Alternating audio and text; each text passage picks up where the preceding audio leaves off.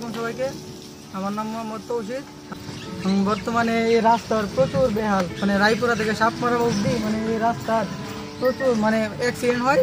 মানে বর্তমানে কিছুক্ষণ আগেও একটা অ্যাক্সিডেন্ট হয়েছিল এখানে, মানে উল্টে গেছিল আর কি গাড়ি। মানে এখানে অনেক স্কুল আছে, আর এম স্কুল আছে, তারপর জ্ঞান বিহার স্কুল আছে।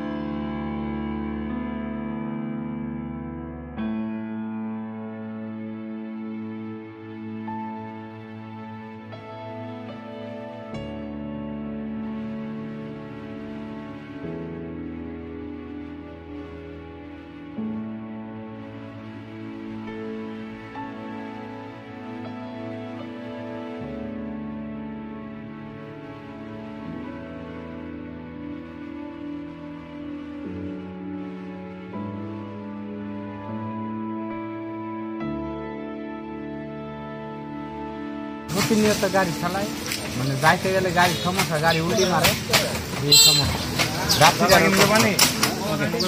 আমি আর এম স্কুলে পড়ি, যাওয়ার সময় অনেক গাড়ি ঘোরা ফেরা যায়।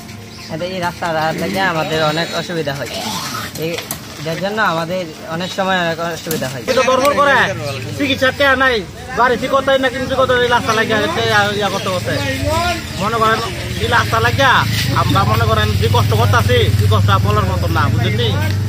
এই রাস্তায় করে লাইফরা বাজার অন্ত মানুষ হাড়ের লোকে যারা আছে হেরা চিৎকার করে না যায়, উপায় নাই, যাইতে হইব, কাজ করতে হইব। মনে করেন খুব বিপদ আছি, তাড়াতাড়ি ঠিক করেন ভাই।